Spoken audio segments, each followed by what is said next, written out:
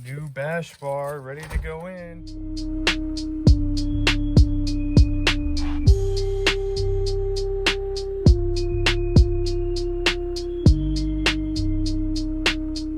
going on, guys? Welcome back to another video.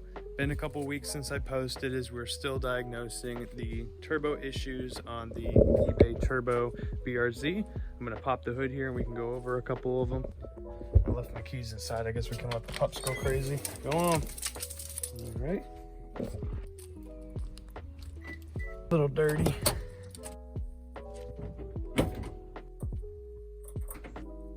In the last video I put up, I believe I was talking about the CHRA.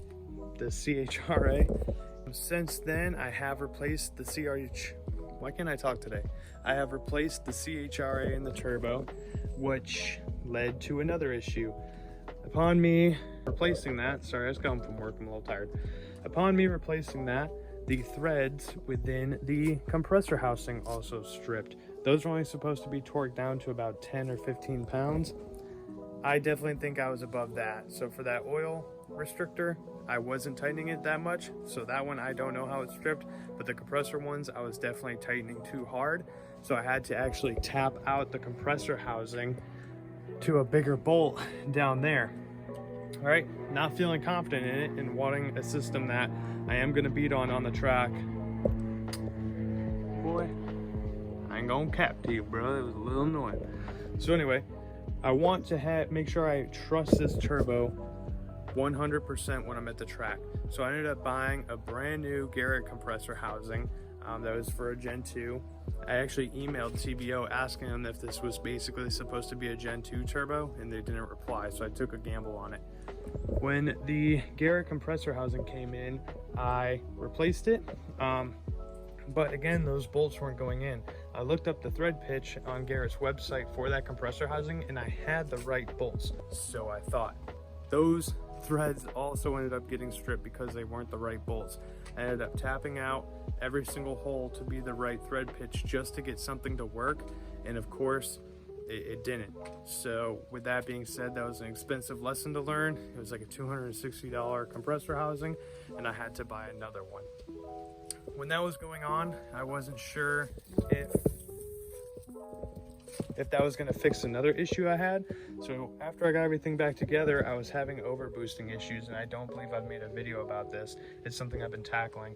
So I thought my overboosting was due to just being a junky wastegate, because if you watch comparison videos between this cheaper wastegate versus like an actual Turbo Smart, it's pretty dramatic it's pretty significant how dramatic the differences are. So come to find out, what was happening was my actuator arm was getting pinched inside that hole, and it would cause it not to open. I hooked up a little compressor here, and I'd feed air to it, and I'd watch it not open when it hit a certain angle. So I ended up buying a different compressor, or a different wastegate, which will be here today. And I also got another compressor housing, which should be here between today and Tuesday, I'm thinking, and then we'll replace those. I ended up fixing the overboosting, but because that thread right there was stripped and I had to tap it out, and this one also eventually stripped, I can actually grab this and move it up and down. So when it goes down, even just that much, it's enough to pinch the actuator arm and allow it not to open, and then it decides it wants to overboost up to like 15, 16 pounds, and as you know, lean your engine out, and that's not a good time. So new compressor housing should be here, wastegate should be here, and we are going to be 100% good to go. Obviously we got the bash bar that came in today. That was also another shipping issue. It was supposed to be here about 2 days ago, and now it's finally here. We have wrapped all these. Again, I can't remember if I put that in the last video, but we have wrapped the downpipe and the manifold, and I've noticed significant improvement with heat management in here. Normally when I open it, it would just be completely, everything was hot. Everything was. It would actually melt some of this tape on here. It got that hot under there. And at the track, I would end up always just running it with the hood off. I had intake issues. I still need to get a new one because this one's obviously too big to fit in here, but I was in a pickle. The other one broke. Again, the other one was a cheap one. Learned my lesson, and this is all that AutoZone had that was near me in a 3-inch. So I also went through and I redid all this to try to make it really clean. With this right here moving around, it ended up pushing it up and beating up the pipe a little bit, and that's really annoying because I put a lot of time into trying to make this stuff look smooth. So at the end of the day, I don't regret still kind of going with like this eBay turbo and making things work and trying to, you know, piece it together, because I still feel prideful that I'm solving all these issues on my own and making it happen. But you know what I mean, when you go with a JDL kit or any of those big name kits, you are also paying for the R&D. So I'm kind of just doing that on my own. Besides that, we relocated the oil cooler over a little bit, put some heat wrap stuff on there.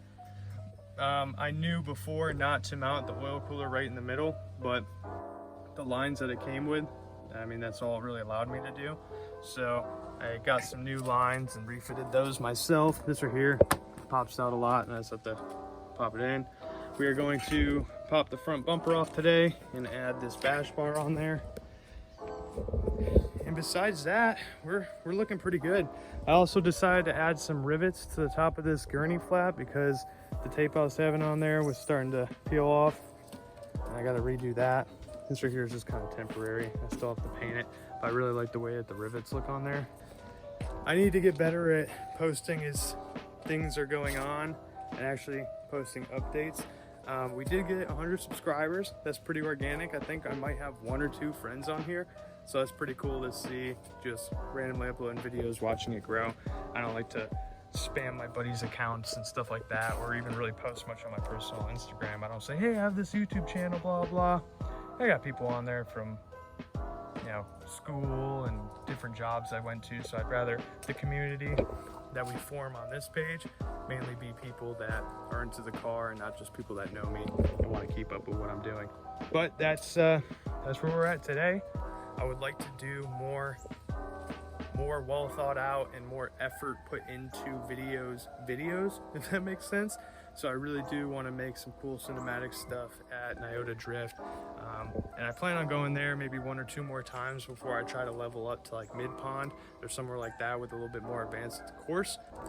Appreciate you guys taking time to stop by and get an update on it. I appreciate the people that send me messages asking how the car is going and whatnot on Instagram. It feels pretty cool knowing that people want updates on it, even though I don't post all the time. So Maggie, you want to tell the people goodbye? She said bye. All right guys, see you in the next one. Peace.